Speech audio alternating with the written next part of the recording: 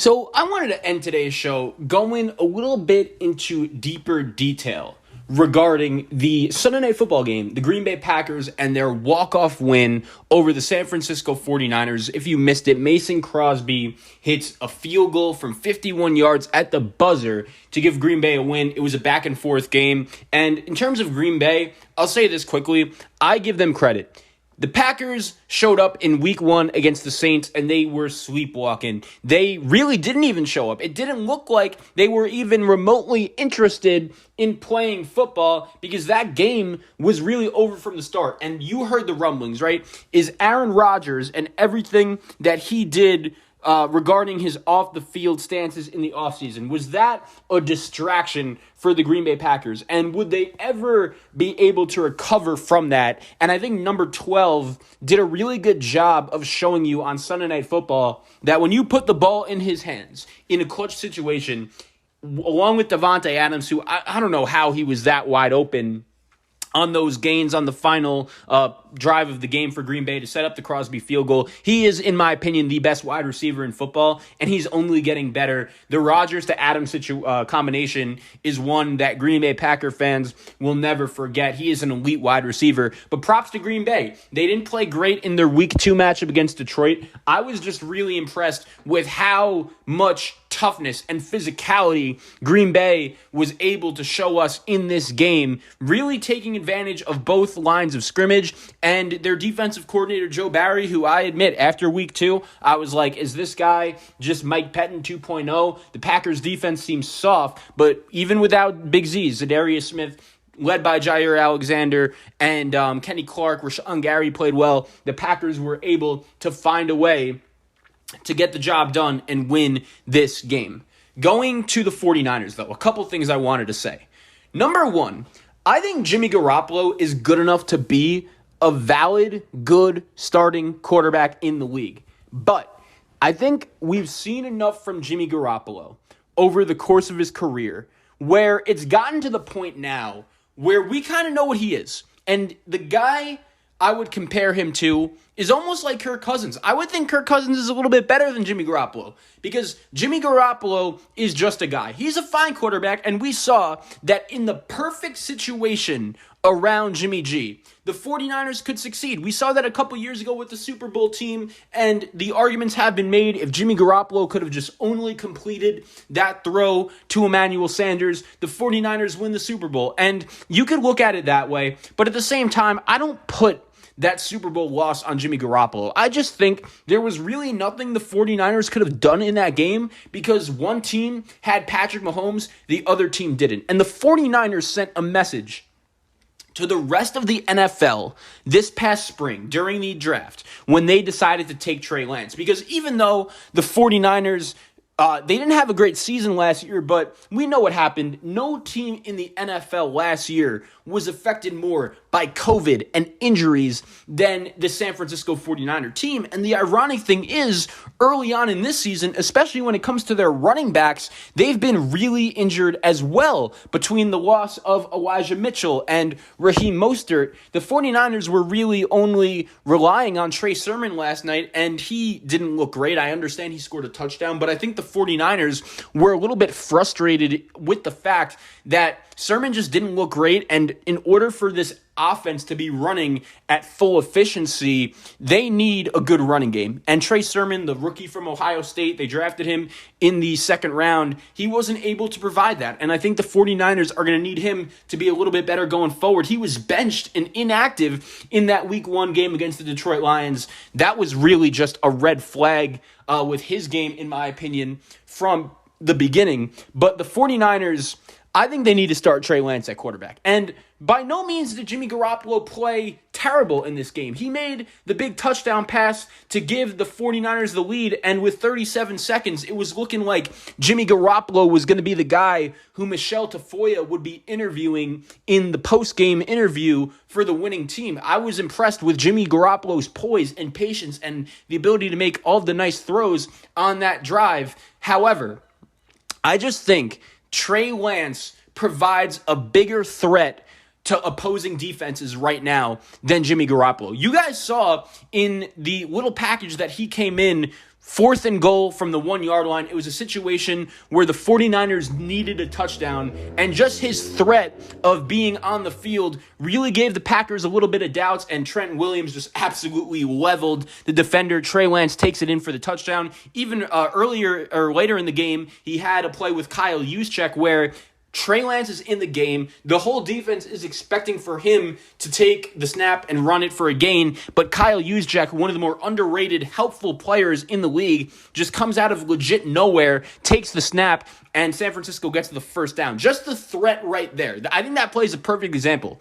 Just that threat of having a versatile runner like Trey Lance on the field, in my opinion, is a difference maker. And if Trey Lance isn't ready, I think it's really one of the main reasons why San Francisco throughout this offseason was really aggressive in terms of possibly getting a veteran starting quarterback, because Jimmy G is fine. I think you could win games with him against bad teams like the 49ers did in week 1, in week 2. But in the big games, on 3rd and 8, when you need your quarterback to make a big-time play, is Jimmy Garoppolo going to be able to do that more times than not? And I get it. He made some nice throws and made some clutch throws on that last possession of this game. However, given his history and given everything that we have seen from Jimmy Garoppolo throughout his career, I just think we know what he is. He's just a guy. He is an average level starting quarterback in the NFL in 2021. And I actually think the 49ers, if they want to realize and hit the ceiling and the potential of this team,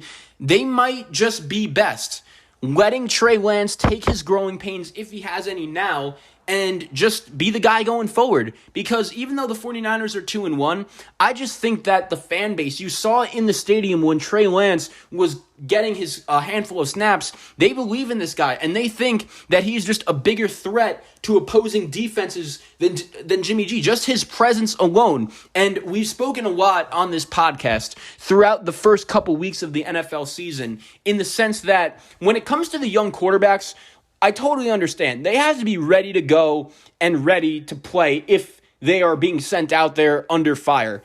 And the situation has a lot to do with it. Zach Wilson, Trevor Lawrence, Justin Fields, they never had a shot to play well this past week because the coaching and the game plan and just the overall situation around them was that bad. Look at Trey Lance. I understand Kyle Shanahan has his doubters right now and throughout the first couple of years he's been a coach. He was not great in that Super Bowl, the 28-3 debacle against the Atlanta Falcons. His play calling, or against the Patriots when he was coaching the Atlanta Falcons. His play calling wasn't necessarily ideal in the game against the Chiefs. I mean, I don't think he was the reason why San Francisco lost. Once again, having Mahomes on the other sideline was just that much of a difference maker. But Kyle Shanahan has his doubters and his critics as a head coach. And him going with Jimmy Garoppolo to start the season, I understood it. Every report I saw at a 49ers camp said that when you just look at these two quarterbacks, Trey Lance is bigger, he's faster, he has the stronger arm, and even though Jimmy G is just more experienced within the offense and he has done a lot for this 49ers team, I just think he's an average quarterback at this point in his career. And the 49ers roster, outside of the quarterback position, in my opinion, might just be good enough to go back to the Super Bowl. Kittle, Samuel, Ayuk, Trent Williams on that offensive line, Nick Bosa, Fred Warner. And by the way, Fred Warner, one of the better coverage linebackers in the league. I still cannot get over that throw Aaron Rodgers made on Devontae Adams, just putting it on a dime over the head of Fred Warner and Green Bay. We know what happened. Crosby ends up kicking the game-winning field goal. But I do think Trey Lance should be the starting quarterback in San Francisco right now. And I do think Jimmy G next year, when the 49ers do let him go, I feel like that's what the plan should be when you draft a quarterback in the top 5. He could start for a team like the Steelers or a Washington football team type, a team that just needs a veteran quarterback. I just think that the dynamic of Trey Lance is very hard for teams to defend, given his possible threat of running the football, combined with the amount of threats San Francisco really has all over the field as an offense. And it's going to be curious. It's going to be interesting for me to see what they go and what they do at the quarterback position going forward. Because, look, Trey Lance, even if he's not the starting quarterback, I don't understand why he's only having 2 snaps. If Kyle Shanahan really thinks he isn't ready to start, fine, but the 49ers could definitely use Trey more often than they do. He played 3 snaps in the Sunday Night Football loss to the Packers, and to me, it became evident, really for the second week in a row, that just having that threat of a playmaker is really helpful and could make the 49ers a much bigger threat. And once again, Jimmy hasn't been terrible. His mistakes are magnified a little bit because of the microscope he's put under. I get it. I feel like a lot of 49er fans haven't really been that big a fan of this guy, really ever since the Super Bowl. But at the same time, he's a quarterback that could win games. I get it. Just situation is everything. The Jets last season, when they had Adam Gase as their head coach, this is from Niners Wire. So they had the NFL's worst yards per play average at 4.7. And the 49ers in their last 2 games are averaging 4.5. Trey Lance only played 3 snaps against the Packers. And as I mentioned earlier, both snaps that he played ended up being useful plays and ended up helping the San Francisco 49ers score points in this game. And the 49ers early in this game, under the direction of Jimmy Garoppolo, they looked kind of lost. Every possession, I feel like the Packers and Aaron Rodgers, every throw was just so easy, right? It was just zoom, zoom. Every throw was on the money in the proper place, and it didn't really look like the Packers were working that hard in order to get just your simple 10-yard gain. You look at the 49ers on the other side, it was just crazy. They were working so hard, and it really looked complicated and difficult for them to be able to pick up first down conversions. It's clear that Trey Lance is talented, and his decision-making so far this season has been really good. He has been impressive in the couple times he's been out there on the field. I just think that in this situation, you should let this kid ride out his growing pains, and we saw what Justin Herbert did with the Chargers last year. I would compare that situation to San Francisco just from a weapon perspective, and I do trust Kyle Shanahan significantly more as a head coach than I do Anthony Lynn. The Niners have weapons on this team. They have a young quarterback that could really raise the ceiling of this team, and in 2022, not everyone is Patrick Mahomes. I don't understand how not playing him much at all this season is going to help his development going forward. I really don't, and I think that going forward for this Green Bay Packer team in the future, Trey Lance, or for the 49ers team in the future, I should say, Trey Lance should be the starting quarterback in San Fran.